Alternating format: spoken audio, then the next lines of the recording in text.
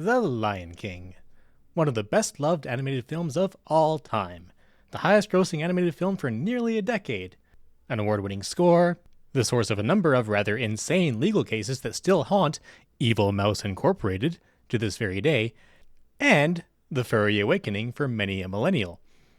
It's one of my personal favorite Disney movies, while at the same time I recognize that it isn't actually a good movie.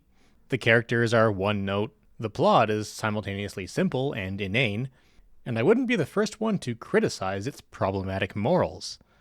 If I made a video about how Scar is clearly the bullied victim of Mufasa, and the hyenas are stand-in oppressed minorities who turn out to unironically be the ruin of the Pride Lands, and Simba is of course the great person who needs to save the day, literally because of his birthright, where a throng of lady lions couldn't do it without him.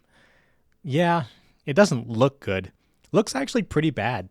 Plenty of other YouTubers have gone into it, so if you're like me, it makes it hard to enjoy the movie, cause even while you're jamming to Elton John's masterpieces or having lurid lioness fantasies, in the back of your mind you know you're basically watching furry fascist propaganda.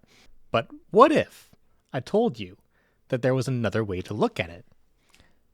Let's consider Scar. As adults with a not-so-black and white view of the world, we often find ourselves pitying him. He's the small, scrawny, ugly, brainy, and beat-up brother of Mufasa. Mufasa, the king, the big, strong, hyena-smashing machine that we're meant to be rooting for. With this sort of character on its face, in a modern film with more complex characters, we would expect Scar to be, at the very least, heavily nuanced, if not, actually the good guy.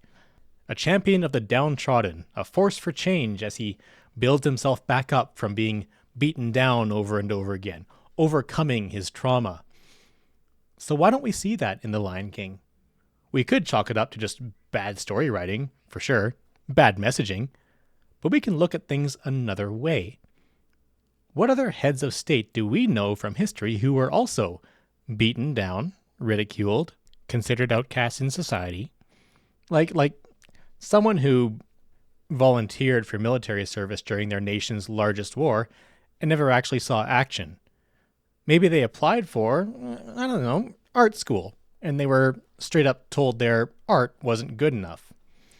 Maybe someone that the Lion King's narrative aesthetics actually make explicit comparisons to.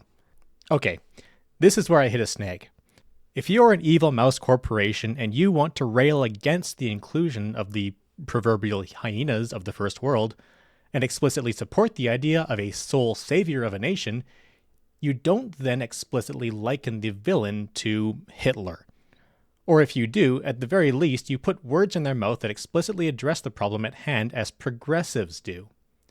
We, the hyenas, have been excluded from the Pride Lands when we should be living alongside them as equals. This might seem counterintuitive, like, how could you make that seem like a bad thing? Until you remember that the right has been doing this forever. Before The Lion King, it was making desegregation seem like pure evil. Today, of course, it's this huge scare around gender and LGBT equality. And it's always about the children. The Lion King had the perfect opportunity to show that the hyenas are separated from the Pride Lands because they eat cubs. When Mufasa was warning Simba about the Shadowlands, he could have said, "Son, there is where the hyenas live, and they love nothing more than the taste of lion cub flesh." But he didn't. He just said, "It doesn't belong to us. It's outside our territory, and we stick to our territory." And when Simba and Nala go to those Shadowlands anyway, and are themselves attacked by hyenas, the narrative could have gone towards the hyenas going after them because lion cubs are delicious. But it turned out that they had to be set on them by Scar, explicitly. Let me reiterate. Scar had a pack of hyenas. Scar had 2 helpless lion cubs walking right into their territory, and Scar still had to actually tell the hyenas, "Here, please eat these." That tells me that, sure, while the hyenas are literally starving, and hyenas in real life will of course kill and eat any lion cub they spot unattended, these ones are leery about it. It's at least partially not in their nature to murder cubs. and the narrative has to actually jump through hoops in order to make that clear, when simply not doing so would have made it more effective for right-wing propaganda. Furthermore, when Scar does take over and everything goes to heck, it isn't really clear whose fault it is. The lionesses say that the hyenas have eaten everything since being allowed into the Pride Lands, while Scar tells the actually equally starving hyenas that the lionesses have been refusing to hunt. At this point, Evil Mouse Incorporated employs its trope of the bad guy's toadies being sympathetic comic relief, and the bad guy making it clear that he cares about no one but himself. So, in The Lion King, the hyenas are pointedly not the antagonist. Scar is. And what makes him the antagonist is his lust for power, which he gains through betraying both his own species and the species he has tricked into taking his side. So now that we've ascertained that neither of the species in The Lion King are the antagonists, that the antagonist is a lion, but does not lead the lions, he led the hyenas, but then betrayed them, we must now ask what this means. That is, if we are to take The Lion King as a metaphor and read far too much into it, which we most certainly are, who are the lions and who are the hyenas? Are the hyenas, as many have seen them as, an oppressed minority segregated from lion society? Our answer to this is going to be complicated. The answer is kind of. As I pointed out, they aren't a minority in a piece of reactionary propaganda because they aren't exactly vilified. And they aren't a minority in a piece of progressive propaganda because they don't hold paws and sing songs with the lions in the end. So is that it? The Lion King is apolitical and boring? That's the end of the video. Thanks for watching. Nah, let's have some fun with it.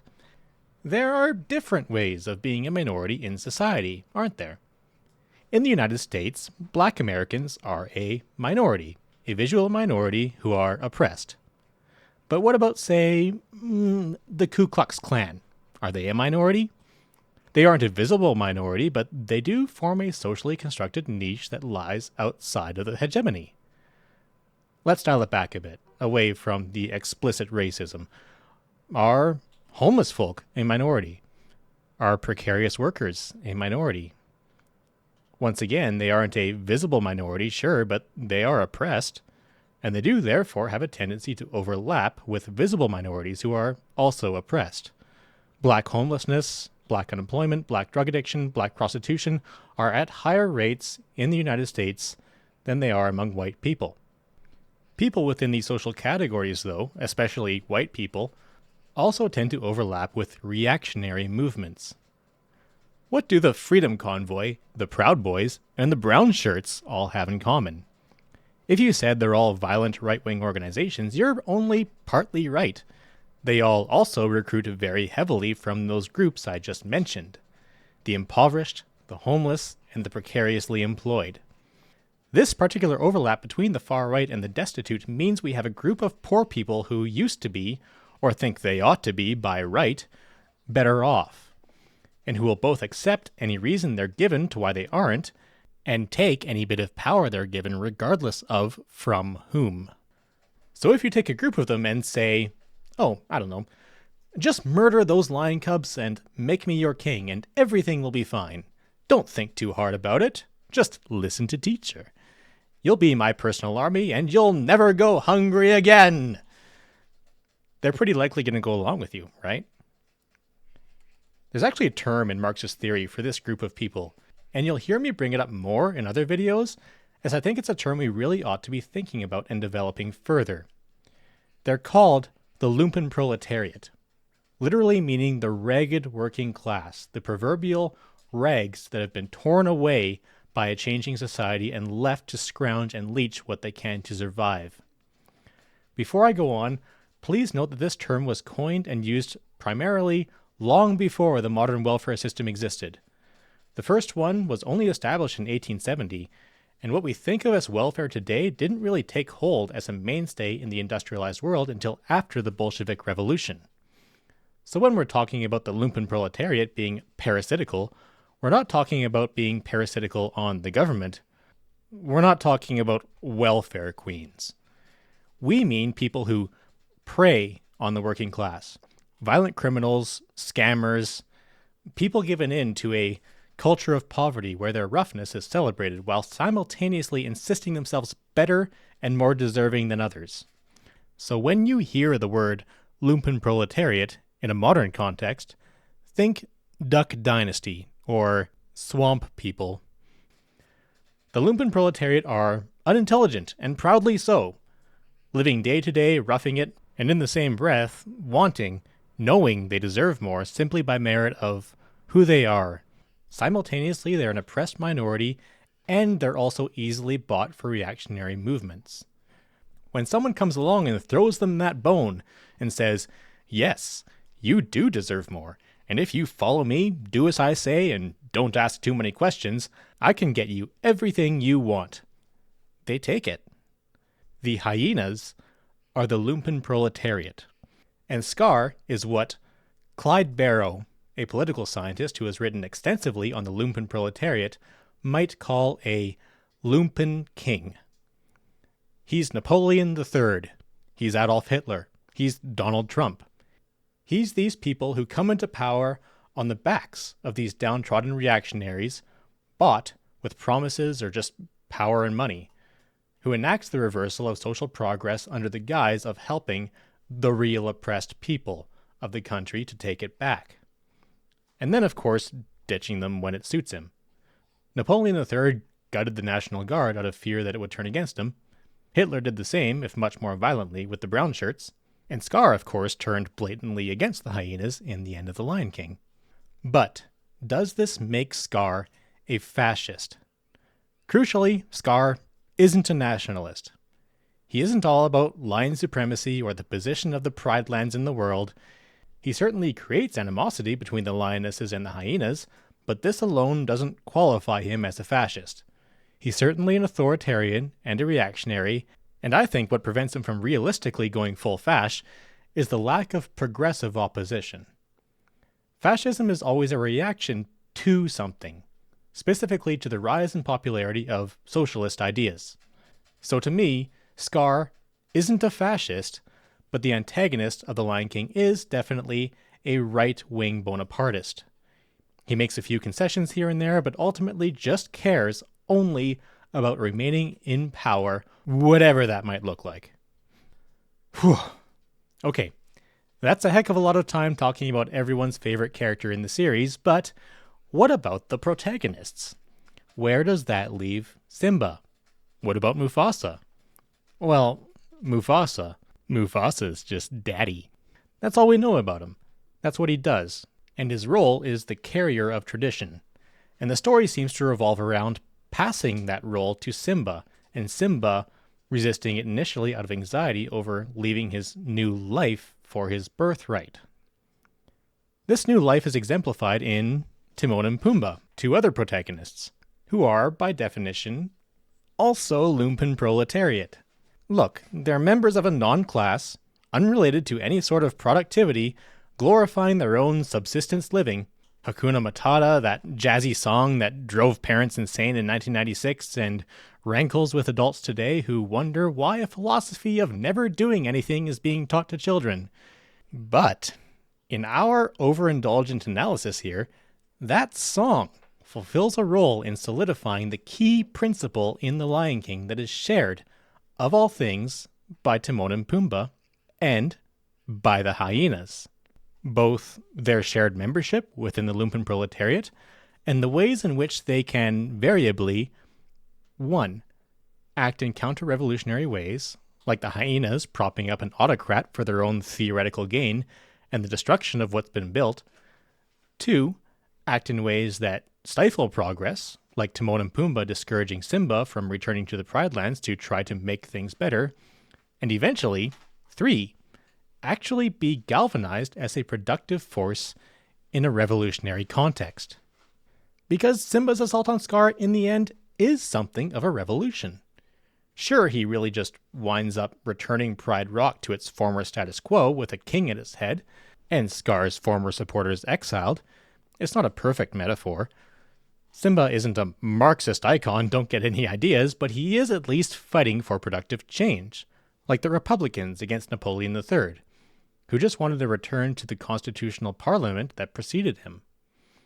And if we look at Simba as a metaphor for this force, it suddenly makes sense that this is because he is the son of Mufasa. It makes sense that a major idea of the film is that, in a very real sense, he is Mufasa. He's a return to the status quo, but it's a revolutionary return, because it's in direct opposition to a successful reactionary movement. If Scar had the context needed to be a fascist, Simba would be anti-fascist action. Antifa. Does that make sense? Anyway, feminism winds up playing a crucial role in the overthrow of the reactionary autocrat, as does one faction of the Lumpen proletariat. And the fickleness and unpredictability of the Lumpen proletariat is showcased in how they land the final blow against their once beloved Lumpen king.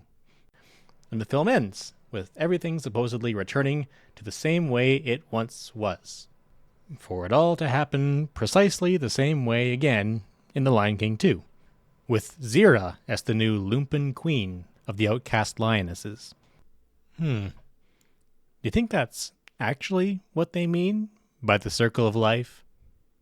Maybe the moral of the story is the Lumpen proletariat remain a volatile and unpredictable force. But history repeats itself.